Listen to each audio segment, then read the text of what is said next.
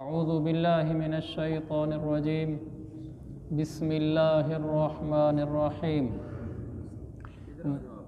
والبدن جعلناها لكم من شعائر الله لكم فيها خير فاذكروا اسم الله عليها صواف فإذا وجبت جنوبها فكلوا منها وأطعموا القانع والمعتر رے پر چونکہ شد ہے تو رے کو ذرا واضح کریں گے والمعتر كذلك سخرناها لكم لعلكم تشكرون۔ یہاں اللہ تعالیٰ قربانی کے ان جانوروں کا تذکرہ کر رہا ہے جو ذبح کیے جاتے ہیں قربانی میں، اور ان میں سے بطور خاص اونٹوں کا اور گائے کا تذکرہ ہے، پھر ان میں سے بھی بطور خاص اونٹ کا تذکرہ ہے۔ البدن اس کا مطلب ہوتا ہے قربانی کا اونٹ یا قربانی کی گائے، یعنی بڑا جانور۔ تو اللہ نے فرمایا ان جانوروں کو، قربانی کے اونٹ کو اور گائے کو ہم نے تمہارے لیے اللہ کے شعائر میں شامل کیا ہے، اللہ کے شعائر میں شامل کیا ہے، تمہارے لیے ان میں بھلائی ہے۔ اللہ کے شعائر کیا چیز ہیں؟ اللہ کے احکامات، قربانی کرنا اونٹ کی، قربانی کرنا گائے کی اللہ کا حکم ہے، تو ان چیزوں کو اللہ نے اپنے احکامات میں شامل کیا ہے، ہمارے لیے ان حکموں پر چلنے میں بھلائی ہے۔ فرمایا فاذکروا اسم اللہ علیہ صواف، جب وہ ایک صف میں کھڑے ہوں، یعنی ایک قطار میں یہ قربانی کے جانور کھڑے ہوں تو ان پر اللہ کا نام لو۔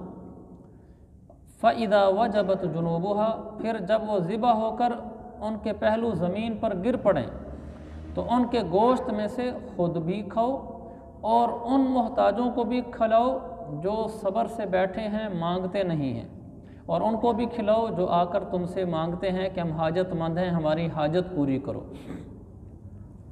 یہاں اللہ تعالیٰ نے بتایا کہ قربانی کے جانور جب قطار میں کھڑے ہوں تو اس صورت میں تم ان کو پر اللہ کا نام لے کر ذبح کرو۔ حالانکہ جانور کو تو ہم لٹا کر ذبح کرتے ہیں، یہاں اونٹوں کے بارے میں تذکرہ ہے کہ اونٹ کے بارے میں سنت یہ ہے کہ نحر کیا جائے، اس کو کھڑا ہو کر ذبح کیا جائے۔ یہاں اونٹ کے گردن میں چھرا مارتے ہیں، اس کو عربی میں نحر کہتے ہیں، اور یہ سنت ہے۔ اور جو باقی جانور ہیں بیل، گائے وغیرہ، ان کو تو لٹا کر ہی ذبح کرنا چاہیے۔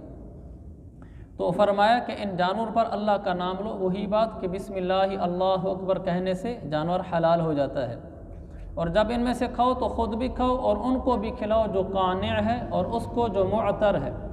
قانع وہ غریب آدمی جو اپنی حاجت بتاتا بھی نہیں ہے، سفید پوش لوگ۔ معتر وہ حاجت مند آدمی جو اپنی حاجت ظاہر کر دیتا ہے کہ میں غریب ہوں، میری مدد کرو۔ فرمایا دونوں کی مدد کرو، لہذا جو مانگنے آ جائے اس کو یہ نہیں کہنا چاہیے کہ تو ہٹا کٹائے کیوں آ گیا ہے، اما السائل فلا تنہر، جو سوال کرنے آ جائے اس کو جھڑکو نہیں دے سکتے معذرت کر لو، نہیں دینا چاہتے معذرت کر لو، لیکن جھڑکو نہیں۔ اور پھر بھی اس کو دینے کا حکم ہے، اپنی حاجت ظاہر کر رہا ہے اس کو دو، لیکن اس سے پہلے قانع کہا کہ قانع کو بھی دو۔ میں نے جیسے بتایا قانع وہ ہے جو محتاج ہے لیکن سفید پوش ہے، مانگتا نہیں ہے۔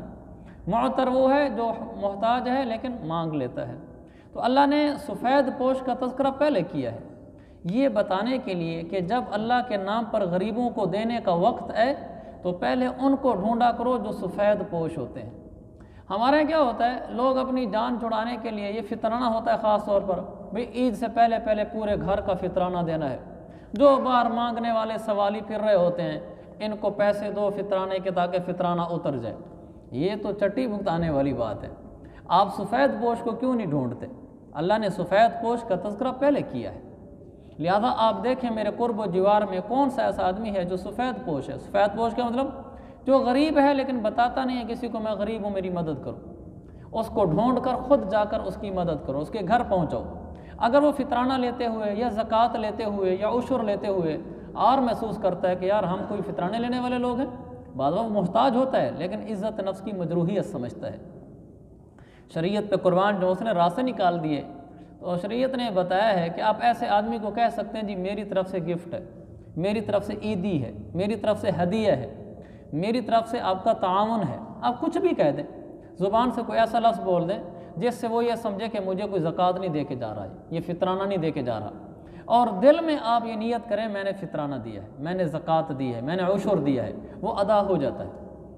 تو اس میں شریعت نے اگلے کے جذبات کا خیال بھی رکھا، مسلمان کی عزت نفس کا خیال رکھا، اور آپ کی بھی زکوٰۃ، عشر، فطرانہ یہ چیزیں ادا کرا دی۔ تو یہ میں اور آپ کوشش کیا کریں ہم پیسے دیتے ہوئے سفید پوش لوگوں کو ڈھونڈا کریں۔ اور دوسرا معتر، جو اپنی حاجت ظاہر کر دیتا ہے، جو حاجت ظاہر کر دے اس کو تانا نہیں دینا چاہیے کہ تو لگتا تو ہے نہیں، ہٹا کٹا آ گیا ہے، اس کو اب دے سکتے ہیں ٹھیک ہے، نہیں دے سکتے اس سے بھائی اللہ تعالیٰ تمہیں خوش رکھے، بس اس کو میٹھا جواب دے کر روانہ کر دیں، لیکن اس کو جھڑکے نہیں۔ اور پھر آگے فرمایا كَذَلِكَ سَخَّرْنَاهَا لَكُمْ لَعَلَّكُمْ تَشْكُرُونَ۔ اچھا اس میں یہ عرض کرنا چاہتا تھا، یہ جو فطرانے کے موقع پر نا باہر لوگ مانگ رہے ہوتے ہیں جن کے بارے میں ہمیں پتہ ہوتا ہے کہ یہ پیشہ ور بھکاری ہے، یعنی میں اگر اس کو بھی 50,000 بھی دے دوں نا، اس نے پھر بھی یہی رٹ لگانی ہے، یہ نہیں کہ گھر جا کے بیٹھ جائے گا مجھے 50,000 مل گیا ہے تو میرا تو کئی دنوں کا کام چل گیا۔ ایسے لوگوں کو نہیں دینا چاہیے، ان کی بجائے ان کو دینا چاہیے یا سفید پوش ہیں یا اس نے اپنی حاجت کا اظہار کیا لیکن وہ بھکاری نہیں ہے۔ غریب لوگ بعد وہ کہہ بھی دیتے ہیں جی میں غریب ہوں میری تھوڑی مدد کر دیں، لیکن وہ بھکاری لوگ نہیں ہوتے، پیشہ ور بھکاری نہیں ہوتے، ایسے کو دے دینا چاہیے۔ ان پیشہ ور بھکاریوں کو دینے سے تو علماء نے منع کیا ویسے کہ ان کو نہ دیا کرو، چونکہ یہ اور جری ہوتے ہیں، کہتے ہیں سارا دن کمایا ہے کچھ نہیں، مانگا ہے، میرا اچھی خاصی دیہڑی بن گئی تو کمانے کی کیا ضرورت ہے، تو ہم نے گویا کہ اس کو اس راہ پہ لگا دیا ہے۔ تو ان پیشہ ور بھکاریوں کو دینے کی بجائے دوسرے غریب لوگوں کو دیا جائے۔ كَذَلِكَ سَخَّرْنَاهَا لَكُمْ لَعَلَّكُمْ تَشْكُرُونَ۔ اللہ فرماتا ہے ان جانوروں کو ہم نے تمہارے تابع بنا دیا ہے تاکہ تم شکر گزار بنو، یعنی جانور تمہارے تابع ہیں تاکہ تم شکر گزار بنو۔ اللہ نے یہ بتایا اتنا بڑا اونٹ ہے تمہارا تابع ہے، اتنا بڑا بیل ہے تمہارا تابع ہے، ایک بچہ ہوتا ہے اونٹ کو پکڑ کے جا رہا ہوتا ہے، 100 اونٹوں کی قطار 12 سالہ بچے کے پیچھے چل رہی ہوتی، اور بڑا سا بیل ہوتا ہے بچے کے ہاتھ میں جا رہا ہوتا ہے۔ اللہ نے فرمایا یہ تمہارے تابع ہیں اس لیے کہ تم انہیں دانہ دیتے ہو، چارہ دیتے ہو، پانی دیتے ہو، تمہارے کے گردن جھکا دیتے ہیں۔ لعلکم تشکرون، تمہیں میں سب کچھ دیتا ہوں، تم بھی تو میرے قدردان بنو، تم بھی تو میرے شکر گزار بنو، تم بھی تو سوچا کرو جو رب روٹی دیتا ہے، جو کپڑے دیتا ہے، بال بچے دیتا ہے، گھر بار دیتا ہے، مجھے جب وہ حکم دیتا ہے مسجد آ جا، میں کہتا ہوں کون سی مسجد؟ جب وہ مجھے کہتا ہے زکوٰۃ دو، میں کہتا ہوں کون سی زکوٰۃ؟ کمایا میں نے ہے، پیسہ میرا ہے، یعنی عملاً ہم ایسے کہتے ہیں۔ جب وہ ہمیں حکم دیتا ہے کہ اسے لڑنا نہیں، ہم کہتے ہیں کون سا نہ لڑنا، ہم اللہ کے آگے نعوذ باللہ سیدھے ہو جاتے ہیں۔ لیکن جب ہم اونٹ کو کہتے ہیں وہ ہمارے ساتھ چل پڑتا ہے، بیل کو کہتے ہیں ساتھ چل پڑتے ہیں، حتیٰ کہ کتا جیسی حقیر مخلوق وہ بھی جس در سے روٹی کھاتا ہے اس کے آگے بولتا نہیں ہے کہ اس در سے مجھے روٹی ملتی ہے۔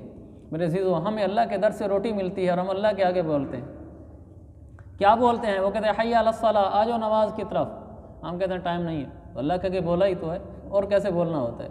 تو اللہ ہمیں حکم دیتا ہے ہم پیچھے ہٹ جاتے ہیں۔ اللہ نے کیسا خوبصورت جملہ فرمایا کہ ہم نے ان جانوروں کو تمہارے تابع کیا تاکہ تم بھی کچھ شکر گزاری سیکھو، تمہیں بھی کچھ اس کا احساس ہو کہ میں نے بھی اللہ کا شکر گزار ہونا ہے۔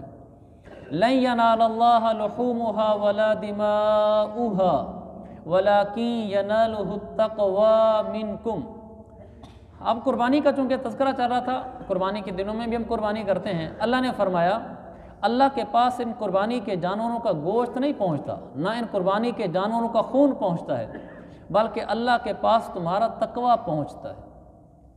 یعنی جب ہم جانور کو ذبح کرتے ہیں، قربانی کے جانور کو، تو اللہ نے اس گوشت پوست کا کیا کرنا ہے جانور کا، اللہ یہ دیکھتا ہے دل میں جذبہ کیا تھا، دل میں کس نیت سے جانور ذبح کیا ہے۔ اصل میں بطور خاص یہ بھی ایک اس میں پہلو ہے، بعض دفعہ انسان موٹا تازہ جانور ذبح کرتا ہے تاکہ محلے میں ہماری گلی میں میرے سے بڑا جانور کسی کا نہ ہو، لحومھا ولا دماؤھا۔ اللہ کہتے ہیں موٹے تازے جانور کے گوشت کا اللہ نے کیا کرنا، اللہ تو تمہارے دل کی نیتوں کو دیکھتا ہے۔ اگر تو جانور اس لیے مہنگا خرید کر لائے ہیں تاکہ پتہ چلے کہ رانا صاحب جیسا، ملک صاحب جیسا، چودھری صاحب جیسا تو کسی کا دمبئی نہیں تھا، اس جیسا تو پورے محلے میں کسی نہیں تھا، تو یہ اللہ فرماتا ہے مجھے اس موٹے تازے جانور کی کوئی ضرورت نہیں، میں تو دل کی نیتیں دیکھتا ہوں۔ ہاں تم غریب ہو، تھوڑا سا خرچ کیا ہے، چھوٹا جانور لیا ہے، لیکن میری رضا کے لیے کیا ہے، ثواب کے لیے کیا ہے، مجھے یہ قبول ہے بنسبت اس موٹے تازے جانور کے جس میں گوشت پوست تو بہت ہے لیکن دل کی نیتوں میں شہرت کے جذبے ہیں۔ اللہ نے فرمایا پھر ایسے گوشت والے جانور کی بھی مجھے ضرورت نہیں۔ ہاں، اس جب میں ایک دم مطالعہ کر رہا تھا اس کا تو میرے ذہن میں آیا اس آیت سے تو یہ لگتا ہے کہ جانور کا موٹا تازہ ہونا یہ کوئی اہمیت کا حامل نہیں ہے، لیکن ایسی بات تو نہیں ہے شریعت میں۔ اگر کوئی آدمی موٹا تازہ مہنگا جانور خریدتا ہے تو اس نے زیادہ مال لگایا، اس کو زیادہ ثواب ملنا چاہیے۔ تو اللہ کی شان مجھے اس پر ڈھونڈنے سے ایک حدیث مل گئی، الترغیب و ترہیب میں لکھی ہے۔ اللہ کے نبی نے اپنی لخت جگر حضرت فاطمہ سے فرمایا کہ فاطمہ جب تیرا قربانی کا جانور ذبح ہونے لگے تو وہاں موجود رہنا، یعنی بھلا پردے میں صحیح۔ تو یہ سنت ہے کہ جس آدمی کا جانور ذبح ہو رہا ہو، مرد ہو یا عورت ہو، وہ ذبح ہونے کے وقت، خون نکلنے کے وقت وہاں موجود رہے تو یہ بہتر ہے۔ نہ موجود ہو جانور تو اس کی طرف سے ہو جاتا ہے، قربانی ہو جاتی ہے، لیکن سنت نہیں بنتا۔ تو اللہ نے اپنی بیٹی کو، اللہ کے نبی نے اپنی بیٹی کو بھی کہا کہ تو بھی وہاں موجود رہنا۔ پھر فرمایا فاطمہ جب تیرے اس جانور کا پہلا قطرہ گرے گا خون پر، مغفرۃ لکل ذنوب، وہ پہلا قطرہ تیرے سارے گناہوں کو ساتھ دھو دے گا۔ تو قربانی کے جانور کا پہلا قطرہ گرتے ہی سارے گناہ دھل جاتے ہیں۔ حدیث عرض کر رہا ہوں، اگلا جملہ جو اس کے لیے میں نے یہ حدیث عرض کی، پھر آپ نے فرمایا فاطمہ اما انہ یجاء بلحمھا، یہ جانور قیامت والے دن آئے گا اپنے گوشت سمیت، ودمیھا، اپنے خون سمیت، وتوضع فی میزانک 70 ضعفا، فاطمہ تیرے جانور کا گوشت، تیرے جانور کا خون 70 گنا بڑھا کر تیرے نام اعمال کے ترازو میں رکھا جائے گا۔ جانور کا جتنا گوشت نکلا اللہ اس کو 70 سے ضرب دے گا۔ مثلا جانور کا گوشت نکلا 70 کلو، 70 ضرب 70، 7 و 7 49 کلو ہو گیا، یعنی 5000 کلو گوشت گویا کہ آپ نے صدقہ کیا ہے، 5000 کلو۔ تو یہ کوئی آسان نہیں ہے۔ پھر ایسے خون، جو خون ہے اس کو پھر فرمایا 70 گنا۔ تو جانور جتنا موٹا تازہ ہوگا اتنا اس کا ثواب 70 گنا بڑھ جائے گا، لیکن اس کے لیے شرط وہی ہے کہ دل کی نیت یہ ہو کہ میں موٹا تازہ جانور لے رہا ہوں، پیسہ زیادہ لگا رہا ہوں تو میرا قیامت دن ثواب بھی زیادہ ہوگا۔ یہ نیت ہو پھر تو ٹھیک ہے۔ جو کہلانا ہے چودھری صاحب اور ملک صاحب، رانا صاحب، تو پھر وہ چھوٹا جانور ہی ٹھیک ہے، نیت تو صحیح ہو۔ لیکن اس کا یہ مطلب بھی نہیں ہے کہ آدمی چھوٹا جانور لے لے کہ جی میرے دل میں ریاکاری آ رہی تھی میں نے بڑا نہیں لیا۔ ریاکاری سے بچنے کے لیے عمل نہیں چھوڑنا چاہیے، ریاکاری سے بچنے کے لیے دل کو سمجھانا چاہیے۔ اگر دل میں ریاکاری آ رہی ہے تو کیا خیال ہے نماز چھوڑ دیں گے؟ بھائی نماز پڑھ رہے ہیں ریاکاری آ رہی، نماز نہیں پڑھتا، لوگ کیا کہیں گے؟ بھائی دل کو سیدھا کریں گے، نماز تو نہیں چھوڑیں گے۔ جانور موٹا تازہ ہی لیں گے لیکن دل کو سمجھائیں گے کہ بھئی شرارت کیوں کر رہا ہے، میں اس لیے موٹا تازہ جانور لے لوں کیونکہ میرے نبی نے فرمایا 70 سے ضرب دے کر نام اعمال میں رکھا جائے گا۔ میرا جانور موٹا تازہ ہوگا تو 70 سے ضرب کھائے گا، میرا ترازو تو کہیں بھاری ہو جائے گا، اس نیت سے خریدنا چاہیے۔ اچھا سر جی، ساتھ ہی ایک سوال، ہاں کیا قربانی کے جانور کا گوشت تولنا چاہیے یا نہیں تولنا چاہیے؟ قربانی کے جانور کا گوشت تولنا چاہیے نہیں تولنا چاہیے؟ اگر تو قربانی کے جانور کو مشترک بنایا گیا ہے، یعنی ایک جانور میں کئی آدمیوں کے حصے ہیں، پھر تو تولنا فرض ہے، فرض۔ تولے بغیر آپ جانور کا گوشت، قربانی کے جانور کا گوشت حصوں میں تقسیم نہیں کر سکتے، اٹکل سے نہیں کر سکتے کہ چلو اتنے یہ گوشت تم رکھ لو، یہ تم رکھ لو، یہ تم رکھ لو، بلکہ تول کر سب کو برابر کریں گے۔ ہاں جس کی طرف سری پہ چلے جائیں اس کی طرف گوشت کم بھی چلا جائے تو کوئی حرج نہیں، ورنہ گوشت والوں کا آپس میں گوشت برابر ہونا لازمی ہے۔ اور دوسرا یہ چونکہ قربانی کی بات چل رہی تھی، قربانی کے جانور میں انسان کو یہ کوشش کرنی چاہیے کہ ضرور حصہ رکھے، یعنی یا جانور خریدے بکری بکرا یا پھر حصہ رکھے۔ غریب آدمی بھی اگر زیادہ غریب نہ ہو تو اپنا حصہ رکھے، اس لیے کہ میرے پیغمبر صلی اللہ علیہ وسلم کا فرمان ہے کہ یہ کیا قربانی والا جانور قیامت والے دن آئے گا اپنے گوشت سمیت، جیسے کہ ابھی میں نے حدیث بیان کی اور بھی اس طرح کی حدیثیں اپنے فرمائے انہ یاتی یوم القیامت بقرونھا واشعارھا واغلافھا، قیامت دن قربانی کا جانور آئے گا اپنے سینگوں سمیت، بالوں سمیت، کھروں سمیت، اور اس کے خون کا پہلا قطرہ گرتے ہی اللہ کی بارگاہ میں مقبول ہو جاتا ہے۔ پھر آپ نے فرمایا فطیبوا بھا نفسا، دل کھول کے قربانی کیا کرو۔ تو قربانی کے موقع پر انسان ہمت کرے، ضرور حصہ رکھے۔ یہ بات بھی ضروری ہے اگر اس آدمی کے اندر ہمت نہیں ہے تو پھر نہ کرے۔ یہ نہیں ہے کہ گھر کے بال بچوں کی روٹی کے پیسے نہیں ہیں جی میں نے حصہ ضرور رکھنا ہے، یہ تو بری بات ہے، پہلے بال بچوں کا خرچہ ہے۔ یا میں نے اماں جی کی طرف سے حصہ رکھنا ہے، ابا جی کی طرف سے حصہ رکھنا ہے، گھر کے حالات ڈھیلے ہیں لیکن یہ قربانی کے جانور کا سوچ رہا ہے۔ پہلے گھر کے اخراجات ہیں، اللہ نے اچھی مالی حالت کی ہے تو کوئی حرج نہیں کرو، لیکن جب قربانی کا جانور والدہ یا والد کی طرف سے کرنے لگو تو یہ ذہن میں ضرور دیکھو کہ کیا میرے اوپر قربانی واجب تو نہیں ہے۔ بعض یہ ہوتا ہے کہ بیٹا خود کماتا ہے، اس کی وجہ سے اس پر قربانی واجب ہے، لیکن اس کے والدین غریب آدمی ہیں، والدین پر قربانی واجب ہی نہیں ہے، تو وہ کیا کرتا ہے، اچھا خاصا دمبا بکرا لے آتا ہے، کہتا ہے یہ اماں کے نام کا ہے، یہ ابا کے نام کا ہے، یعنی قربانی اماں کی طرف سے ہوگی۔ بھی گھر میں اماں بیٹھی ہو، میں اپنی طرف سے قربانی کر رہا ہوں، اچھا نہیں لگتا، یہ غلط بات ہے۔ قربانی آپ پر واجب ہے، آپ کر امی کی طرف سے رہیں، واجب تو آپ کا ادا نہ ہوا، وہ تو والدہ کی طرف سے نفلی ہو گیا، ان پر تو واجب نہیں تھا۔ پہلے اپنے واجب کی فکر کرو، جب اپنا واجب حصہ رکھ لو پھر والدہ والد کی طرف سے بھی رکھو۔ اسی طرح لوگ حج اور عمرے میں کرتے ہیں، حج فرض ہوتا ہے اپنے اوپر، کہتے ہیں یہ ہو سکتا ہے میرے امی ابو بیٹھے اور میں حج پہ چلا جاؤں، پہلے ان کو بھیجوں گا پھر میں جاؤں گا، ان پر حج فرض ہی نہیں ہے، اور بیٹا کھاتا پیتا ہے اس پر فرض ہے، پہلے اپنا فرض حج ادا کرے پھر والدین کو کرائے، ان کا چونکہ نفلی حج ہے۔ اسی طرح جی میں نے جانا ہے تو میں بیوی کے بغیر نہیں جا سکتا، وہ کبھی بیوی کہتے ہیں میں نے تجھے نہیں جانے دینا اپنے بغیر، تو جا رہا ہے مجھے یہاں چھوڑ کے جا رہا ہے، لہٰذا اپنا حج بھی کیا، جب اس کے پیسے آئیں گے پھر کریں گے، اس کے پیسے آئے نہیں، موت پہلے آ گئی، تو آپ فرض حج چھوڑ کر جا رہے ہیں دنیا سے، تو یہ تو بہت بڑی نادانی ہے۔ تو آپ پر حج فرض ہو گیا، بیوی پر نہیں ہے، اور اتنی گنجائش بھی نہیں ہے کہ بیوی کو ساتھ لے جاؤں، اس کو کہہ دو میرے اوپر فرض ہے، میرے پاس میرے حج کی ادائیگی کے پیسے ہیں، میں اپنا فرض حج کر لوں، جب اللہ گنجائش دے گا آپ کو بھی کرا دوں گا، پھر جب گھر کے کوئی اور افراد جا رہے ہوں گے تو میں آپ کو ان کے ساتھ بھیج دوں گا جب گنجائش ہو جائے گی، ابھی مجھے جانے دو۔ تو اپنا فرض حج کبھی نہیں چھوڑنا چاہیے، اپنی واجب قربانی کبھی نہیں چھوڑنی چاہیے، اپنے ماں باپ کے حج کرانے کے لیے یا اپنے ماں باپ کے لیے قربانی کرنے کی خاطر پہلے اپنا فرض ادا کرنا چاہیے۔ ایک مسئلہ ان دنوں میں زیادہ پوچھا جاتا ہے، قربانی کی بات چل رہی ہے تو اس سے متعلقہ باتیں عرض کر رہا ہوں۔ قربانی کے دنوں میں یہ پوچھا جاتا ہے جی ناخن اور بال کاٹنے کا کیا حکم ہے؟ ہمارے ہاں عام طور پر لوگ یہ سمجھتے ہیں کہ جب قربانی کا چاند نظر آ جائے، یعنی یکم ذی الحجہ ہو جائے، یکم ذی الحجہ سے لے کر 10 ذی الحجہ تک، ان 10 دنوں میں ناخن اور بال وغیرہ کاٹنا یہ جائز نہیں ہے۔ ایک تو اس کو اچھے طریقے سن لیں، صحیح مسلم کی حدیث ہے، رسول پاک صلی اللہ علیہ وسلم نے فرمایا اذا دخل العشر، جب پہلا عشرہ داخل ہو جائے، یعنی یکم ذی الحجہ ہو جائے، عید کا چاند نظر آ جائے، عید الاضحیٰ کا چاند، آپ نے فرمایا وَأَرَادَ بَعْضُكُمْ أَن يُضَحِّيَ، تم میں سے جس شخص کا قربانی کرنے کا ارادہ ہو، ہر آدمی نے تو قربانی نہیں کرنی ہوتی، تو جس نے قربانی کرنی ہے، جس نے حصہ رکھا ہوا ہے، جس نے بکرا خریدا ہوا ہے، اس کے بارے میں ہم نے فرمایا فَلَا يَأْخُذَنَّ شَعْرًا وَلَا يُكَلِّمَنَّ ظُفْرًا، وہ آدمی نہ اپنے بال کاٹے اور نہ اپنے ناخن کاٹے۔ تو بال نہ کاٹنا اور ناخن نہ کاٹنا یہ اس کے بارے میں ہے جس آدمی نے قربانی کرنی ہے، وہ مرد ہو خواہ عورت ہو، یہ ایک بات ہوگی، ہر آدمی کے لیے حکم نہیں ہے۔ پھر جس کے لیے یہ حکم ہے اس کے لیے بھی حکم مستحب درجے کا ہے۔ مستحب ایک اصطلاح ہے، ٹرم ہے، مستحب کا مطلب یہ ہوتا ہے آپ کر لیں گے تو ثواب ملے گا، نہیں کریں گے تو گناہ نہیں ملے گا۔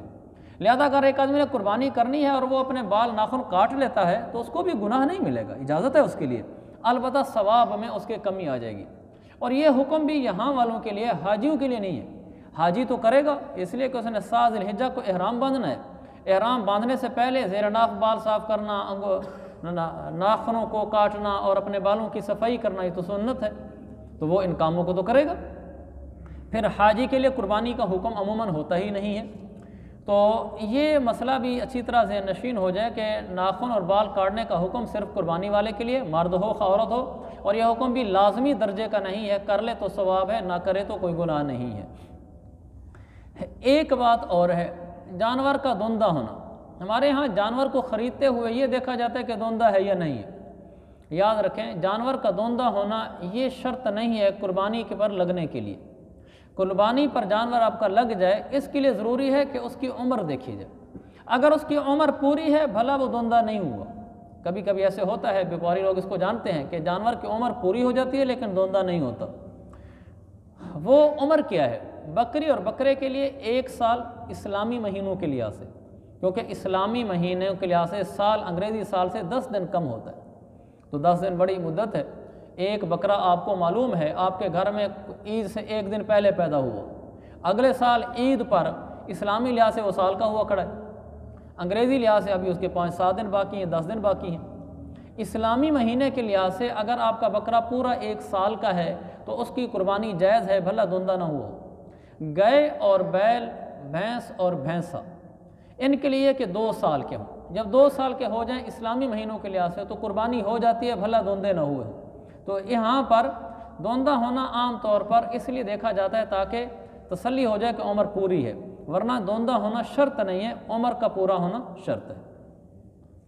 یہ کچھ موٹے موٹے مسائل تھے جو میں نے کہا عرض کر دوں۔ كَذَلِكَ سَخَّرَهَا لَكُمْ لِتُكَبِّرُوا اللَّهَ عَلَى مَا هَدَاكُمْ وَبَشِّرِ الْمُحْسِنِينَ۔ میرے ذہن میں خیال آ رہا تھا ہم ہر سیزن پر نا ایک یہاں ورکشاپ رکھ لیا کریں، مثلا جیسے قربانی کا موسم آئے گا نا تو چونکہ اب ہم بھی تو لمبا کے ہو کے رہ گئے ہیں، ہمارا بھی عیدیں خوشیاں غمیاں تقریباً ادھر ہی ہوتی ہیں، تو یہ تو ہے نہیں پتہ نہیں ان دنوں میں ہم ہوں گے کہ نہیں ہوں گے۔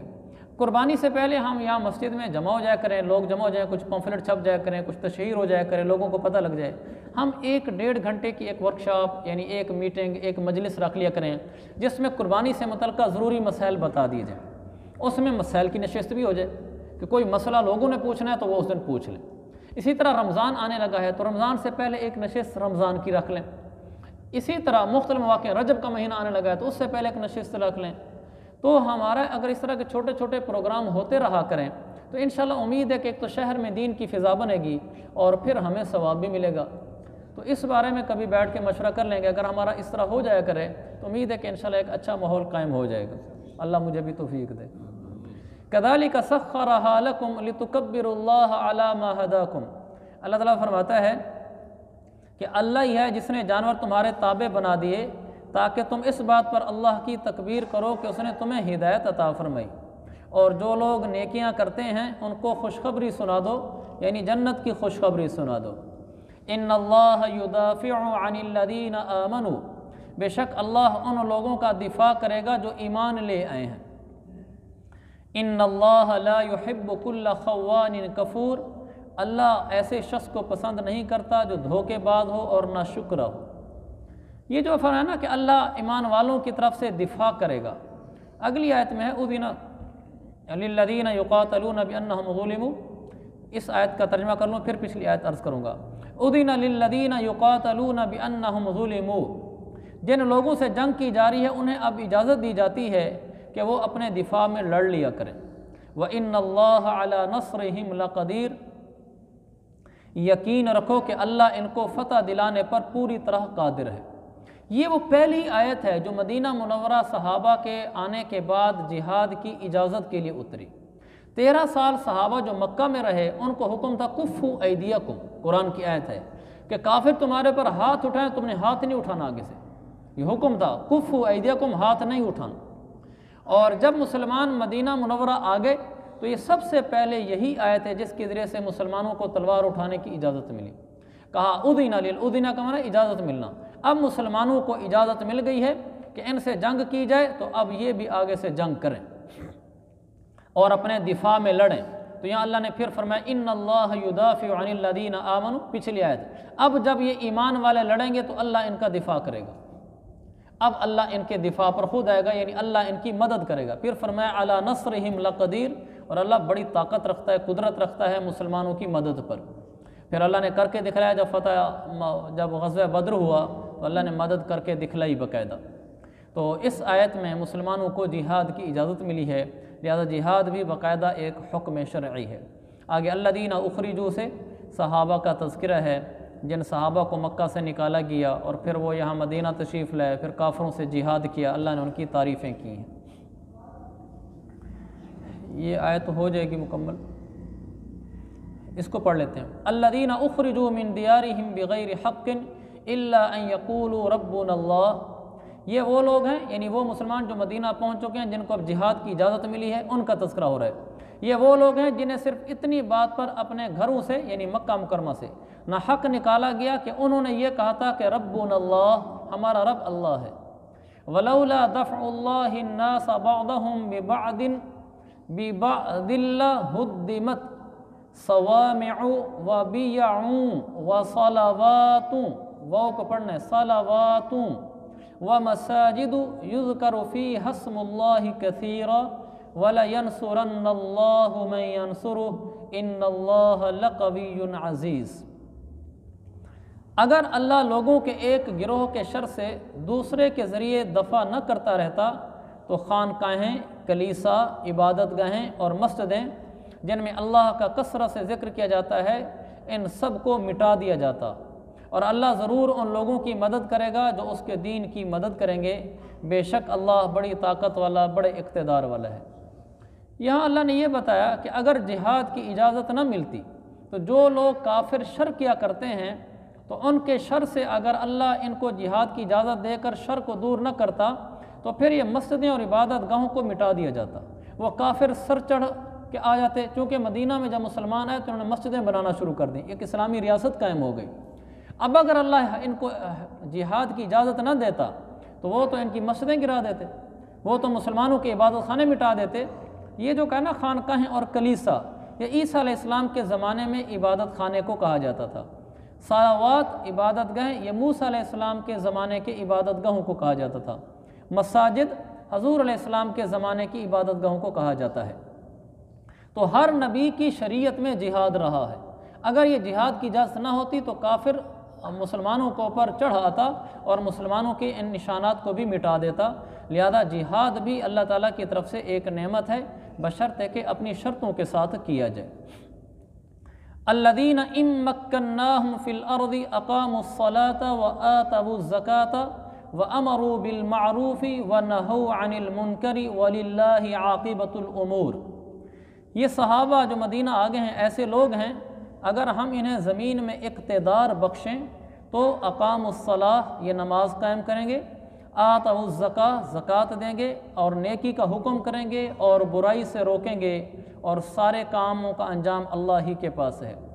یہ اسلامی ریاست کے اصول بتائے۔ مدینہ اسلامی ریاست تھی، تو ریاست مدینہ کے اصول یہ تھے کہ جب اختیار مل جاتا ہے کسی اسلامی ریاست میں کسی حکمران کو تو وہ دو کام کرے۔ یہ اصول ہیں اسلامی ریاست کے۔ اقام الصلاۃ و آتوا الزکاۃ سے مراد خود شریعت پر وہ چلے، شریعت کے احکامات پر عمل کرے۔ دوسرا، امر بالمعروف و نہی عن المنکر، لوگوں کو دین پر لانے کی محنت کرے، یعنی خود دین پر چلنا اور لوگوں کو دین کی تبلیغ کرنا، یہ اسلامی ریاست کے بنیادی اصول ہیں۔ اور مدینہ میں ایسا ہی ہوا، سارے صحابہ خود دین پر چلنے والے تھے اور لوگوں کو دین کی دعوت دینے والے، دین کی تبلیغ کرنے والے تھے۔ تو یہ اسلامی ریاست کی بنیادی اصولوں میں سے ہے۔ اللہ تعالی ہم سب کو قرآن و حدیث کی تعلیمات پہ عمل کی توفیق عطا فرمائے۔